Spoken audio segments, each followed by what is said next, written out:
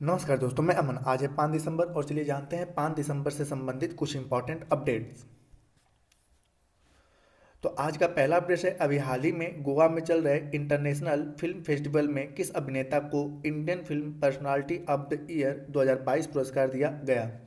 Option A है Chiranjeevi, option B है Amitabh Bachchan, option C Shahrukh Khan और ऑप्शन डी है महेश बाबू। तो जानते हैं, गोवा में चल रहे 53वें इंटरनेशनल फिल्म फेस्टिवल में अभिनेता चिरंजीवी को Indian film personality of the year 2022 से सम्मानित किया गया है। चिरंजीवी तेलुगु फिल्म के अभिनेता हैं। इन्होंने 4 दशकों से अधिक के फिल्म करियर में 150 से अधिक फिल्मों में अभिनय किया है। तेलुगु के अलावा इन्होंने हिंदी, कन्नड़ और तमिल सिनेमा में भी शानदार कार्य किया है। सिनेमा में उनके योगदान को देखते हुए भारत सरकार ने उन्हें तीसरे सर्वोच्च नागरिक सम्मान पुरस्कार पद्म भूषण से भी सम्मानित किया गया है। तो यहाँ पूछा गया है कि गोवा में चल रहे 53वें इंटरनेशनल फिल्म फेस्टिवल में किस अभिनेता को Indian film personality of the year पुरस्कार से सम्मानित किया गया। तो सही ऑप्शन होता है आपका ए, चिरंजीवी। अगला प्रश्न है, हाल ही में वर्ष 2022 का गांधी मंडेला अवार्ड किसे प्रदान किया गया। Option A Kailash Satyarthi, option B है मलाला यूसुफजई, ऑप्शन सी है ग्रेटा थनबर्ग और ऑप्शन डी है दलाई लामा। तो जानते हैं यहाँ पर कि हाल ही में वर्ष 2022 का गांधी मंडेला अवार्ड तिब्बती बौद्ध धर्म गुरु दलाई लामा को दिया गया है। भारत में शरणार्थी दलाई लामा को यह पुरस्कार हिमाचल प्रदेश के गवर्नर राजेंद्र विश्वनाथ आर्लेकर के मैकलोडगंज में आयोजित एक कार्यक्रम में प्रदान किया गया। यह पुरस्कार महात्मा गांधी और नेल्सन मंडेला के गांधीवादी अहिंसात्मक विचारों को बढ़ावा देने और समाज में शांति, कल्चर, पर्यावरण और नवाचार को बढ़ाने वाले लोगों को दिया जाता है। पर्यावरण पुरस्कार की शुरुआत महात्मा गांधी की 150वीं जयंती पर गांधी मंडेला फाउंडेशन द्वारा शुरू किया गया। इस फाउंडेशन की शाखाएं विश्व के कई देशों में है और इसका मुख्यालय भारत के नई दिल्ली में है। तो पूछा जाए कि गांधी मंडेला अवार्ड की शुरुआत कब की गई, तो इनकी 150वीं जयंती महात्मा गांधी की मनाई गई थी वर्ष 2019 में। और यहाँ पर जो गांधी मंडेला फाउंडेशन है उसका मुख्यालय नई दिल्ली है, नई दिल्ली है। तो यह मूलतः किसके लिए रहता है कि वह व्यक्ति जो समाज में शांति, कल्चर, पर्यावरण और नवाचार को बढ़ावा दे, ऐसे व्यक्तियों को दिया जाता है। तो 2022 का जो पुरस्कार दिया गया है वह दिया गया है दलाई लामा को। अगला प्रश्न है, कभी कभी खबरों में रहने वाली जीविका और आय वृद्धि के लिए कृषक सहायता या कालिया योजना निम्नलिखित में से किस राज्य से संबंधित है। ऑप्शन ए है आपका तेलंगाना, ऑप्शन बी है आंध्र प्रदेश, ऑप्शन सी है उड़ीसा और ऑप्शन डी है तमिलनाडु। तो जानते हैं, उड़ीसा राज्य सरकार ने जनवरी 2018 में आजीविका और आय की वृद्धि की सहायता के लिए कृषक सहायता कालिया योजना की शुरुआत की, ताकि छोटे किसानों और भूमिहीन खेतिहर मजदूरों और ऐसे विभिन्न क्षेत्रों में विकास में सहायता की जा सके। तो इस प्रकार से यहाँ पूछा जाए कि कालिया योजना, तो कालिया योजना कब शुरू की गई, तो वर्ष 2018 में, जब रबी की फसल की कटाई हो रही थी। ठीक है, रबी की फसल की जब कटाई हो रही थी उस दौरान उड़ीसा राज्य सरकार के द्वारा इसकी शुरुआत की गई थी। और इसका मुख्य उद्देश्य था कि जो छोटे किसान हैं या भूमिहीन किसान हैं और जो खेतिहर मजदूर हैं उनको आर्थिक सहायता देने के लिए इसकी शुरुआत की गई थी ओडिशा के द्वारा। तो इस प्रकार से सही ऑप्शन होता है आपका सी। अगला क्वेश्चन है, हिंद महासागर रिम एसोसिएशन का सचिवालय कहाँ स्थित है। ऑप्शन ए है ढाका, ऑप्शन बी है कोलंबो, ऑप्शन सी है सेशेल्स और ऑप्शन डी है मॉरिशस। तो जानते हैं यहाँ पर कि हिंद महासागर रिम एसोसिएशन के तत्वाधान में 2 नवंबर 2022 को गोवा में भारतीय नौसेना द्वारा अवैध, गैर रिपोर्टेड और अविनियमित मत्स्य पालन पर एक संगोष्ठी का आयोजन किया गया। हिंद महासागर रिम एसोसिएशन का गठन वर्ष 1997 में हुआ और इसका अस्थायी जो सचिवालय है वह है आपका मॉरिशस। गठन हुआ था 1997 में और इसका मुख्यालय या सचिवालय जो है वो मॉरिशस में है।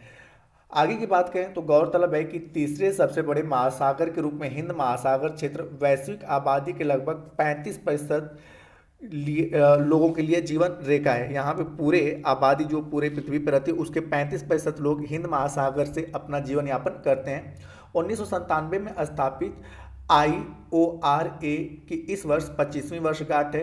IORA के संस्थापक सदस्य के रूप में भारत एक शांतिपूर्ण, स्थिर और समृद्ध हिंद महासागर क्षेत्र सुनिश्चित करने के लिए इस क्षेत्र में सहयोग को बढ़ावा देने के लिए IORA के कार्यक्रम के लिए प्रतिबद्ध है। तो यहाँ पे पूछा गया है कि हिंद महासागर रिम एसोसिएशन का सचिवालय कहाँ स्थित है, तो आपका सही ऑप्शन है, जैसे मैंने बताया कि मॉरिशस। इसकी स्थापना कब की गई थी, तो वर्ष 1997 में। और यह चर्चे का विषय इसलिए क्योंकि अभी हाल ही में गोवा में इसका 25वां ठीक है सम्मेलन हुआ, जिसके कारण यह चर्चे में आया। अगला क्वेश्चन है आपका कि राष्ट्रीय मात्स्यिकी विकास बोर्ड जो सुर्खियों में रहा कहाँ स्थित है। ऑप्शन ए है बेंगलुरु, ऑप्शन बी है चेन्नई, ऑप्शन सी है हैदराबाद और ऑप्शन डी है लखनऊ। तो यहाँ पर जानते हैं राष्ट्रीय मात्स्यिकी विकास बोर्ड को हाल ही में इंडिया एग्रीबिजेशन पुरस्कार 2022 मिला। मत्स्य पालन, पशुपालन तथा डेयरी राज्य मंत्री डॉक्टर संजीव के बालियान के नीति आयोग के सदस्य डॉक्टर रमेश चंद्र ने NFDB को इंडिया एग्रीबिजेशन पुरस्कार 2022 प्रदान किया। मत्स्य पालन, पशुपालन तथा डेयरी मंत्रालय भारत सरकार के मत्स्य पालन विभाग के अंतर्गत जीवित संगठन राष्ट्रीय मात्स्यिकी बोर्ड हैदराबाद मत्स्य पालन के क्षेत्र के अंतर्गत बेहतरीन भूमिका के लिए जाना जाता है। तो यहाँ पूछा गया कि राष्ट्रीय मत्स्य विकास बोर्ड जो सुर्खियों में रहा कहाँ स्थित है, तो आपका सही ऑप्शन है सी हैदराबाद। और सुर्खियों में रहने का विषय यह है क्योंकि इसे इंडिया एग्री बिजनेस पुरस्कार 2022 से सम्मानित किया गया, तो जिसके कारण यह चर्चा में है। और इसका जो बोर्ड है, इसका जो हेडक्वार्टर है वो कहाँ पे स्थित है, आपके हैदराबाद में स्थित है। अगला क्वेश्चन है यूनिफाइड पेमेंट इंटरफेस यानी कि UPI को लागू करने का सबसे अधिक परिणाम निम्न में से कौन सा है। तो आपका ऑप्शन ए है ऑनलाइन भुगतान के लिए मोबाइल वॉलेट की आवश्यकता नहीं होगी। ऑप्शन बी है आपका डिजिटल मुद्रा लगभग 2 दशकों में भौतिक मुद्रा को पूरी तरह बदल देगी। ऑप्शन सी है आपका कि FDI अंतर्वाह में भारी वृद्धि होगी। और ऑप्शन डी है गरीब लोगों को सब्सिडी का सीधा हस्तांतरण बहुत प्रभावी हो जाएगा। तो यहाँ पर जानते हैं UPI यानी कि यूनिफाइड पेमेंट इंटरफेस आपको अपने कार्ड विवरण या नेट बैंकिंग या वॉलेट पासवर्ड टाइप करने की परेशानी के बिना सीधे अपने बैंक खाते से विभिन्न व्यापारियों को भुगतान करने की अनुमति देता है। और इस प्रकार से अब आपका जो सही ऑप्शन होता है ए सही होता है कि ऑनलाइन भुगतान के लिए मोबाइल वॉलेट की आवश्यकता नहीं होगी। ठीक है, तो इस प्रकार से सही ऑप्शन आपका होता है ए। अगला क्वेश्चन है कि हाल ही में इसरो ने स्पेस साइंस एजुकेशन के लिए कौन सा पोर्टल लॉन्च किया है। ऑप्शन ए है आपका अंतरिक्ष जिज्ञासा, ऑप्शन बी है आपका अंतरिक्ष ज्ञान, ऑप्शन सी है आपका इसरो जिज्ञासा और ऑप्शन डी है इनमें से कोई नहीं। तो जानते हैं यहाँ पर कि अंतरिक्ष विज्ञान में दिलचस्पी रखने वाले छात्रों के लिए हाल ही में इसरो ने अंतरिक्ष जिज्ञासा नामक एक पोर्टल की शुरुआत की है। यह एक वर्चुअल प्लेटफॉर्म होगा जिस पर स्पेस साइंस, प्रौद्योगिकी, इंजीनियरिंग और गणित से संबंधित ऑनलाइन कोर्सेज उपलब्ध हैं। यह एक निःशुल्क पोर्टल होगा जिसमें छात्र ऑनलाइन रजिस्ट्रेशन कराकर अपने मनचाहे कोर्सेज के लिए लॉगिन कर सकते हैं। इस पोर्टल पर रिमोट सेंसिंग टेक्नोलॉजी, भौगोलिक सूचना प्रणाली, अंतरिक्ष विज्ञान और प्रौद्योगिकी आदि विषयों पर पाठ्यक्रम उपलब्ध है। इस पोर्टल पर पंजीकृत छात्र सिलेबस से जुड़े अपने प्रश्नों को भी भेज सकते हैं जिनका उत्तर विषय विशेषज्ञों द्वारा आभासी रूप से दिया जाएगा। तो यहाँ पूछा गया है कि हाल ही में इसरो ने स्पेस साइंस एजुकेशन के लिए कौन सा पोर्टल लॉन्च किया, तो आपका सही ऑप्शन होता है ए अंतरिक्ष जिज्ञासा पोर्टल। इस सेशन का अंतिम क्वेश्चन है कि भारत का प्राकृतिक चिकित्सा दिवस कब मनाया गया। तो ऑप्शन ए है आपका 15 नवंबर, ऑप्शन बी है 16 नवंबर, ऑप्शन सी है 17 नवंबर और ऑप्शन डी है 18 नवंबर। तो जानते हैं भारत का 5वां प्राकृतिक चिकित्सा दिवस 18 नवंबर को मनाया गया। इस वर्ष के प्राकृतिक चिकित्सा दिवस का थीम प्राकृतिक चिकित्सा एक एकीकृत चिकित्सा है। भारत में वर्ष 2018 से हर वर्ष 18 नवंबर को प्राकृतिक चिकित्सा दिवस के रूप में मनाया जाता है। इसी दिन महात्मा गांधी ने नेचर क्योर फाउंडेशन ट्रस्ट के आजीवन सदस्य बने थे।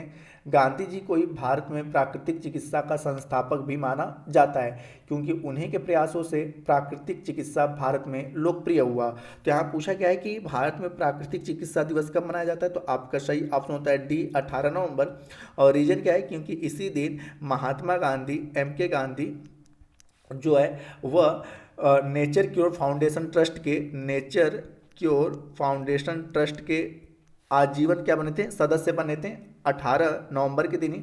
और साथ ही साथ ये कहा था कि भारत में प्राकृतिक चिकित्सा का संस्थापक किसे माना जाता है, तो महात्मा गांधी को ही माना जाता है। और इस बार जो प्राकृतिक चिकित्सा मनाया गया उसका थीम क्या रखा गया, तो एक एकीकृत चिकित्सा, ये इस साल का थीम रहा। और इसे पहली बार मनाया कब किया गया था, तो इसे पहली बार मनाया गया था वर्ष 2018 में। ठीक है, तो दोस्तों आज के लिए इतना ही। अब समय है कल के पूछे गए क्वेश्चन का आंसर देने का। तो कल आपसे पूछा गया था कि 1 दिसंबर को नागालैंड ने अपना कौन सा स्थापना दिवस मनाया, तो जिसका सही उत्तर है कि नागालैंड ने 1 दिसंबर को अपना 60वां स्थापना दिवस मनाया। तो जिन्होंने भी सही उत्तर दिया उसके लिए उनको बधाई। अब समय है आज के क्वेश्चन का। तो आज का क्वेश्चन है कि Gandhi Mandela award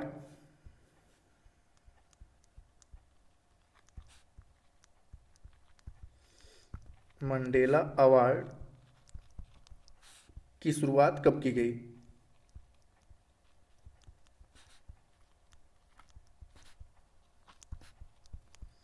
Gandhi Mandela award की शुरुआत कब की गई, इसका आंसर आप हमें कमेंट बॉक्स में दे सकते हैं। आपके कमेंट का हमें इंतजार रहेगा। तो दोस्तों वीडियो पसंद आया हो तो वीडियो को लाइक करें, कमेंट करें तथा अपने दोस्तों के साथ शेयर करें। और चैनल पर नए हैं तो चैनल को सब्सक्राइब अवश्य करें। एवं इस PDF को प्राप्त करने के लिए आप हमारे टेलीग्राम से जुड़ सकते हैं, जिसका लिंक वीडियो के डिस्क्रिप्शन में दिया हुआ है। तो वीडियो के अंत तक बने रहने के लिए धन्यवाद। मिलते हैं जल्दी नेक्स्ट वीडियो में।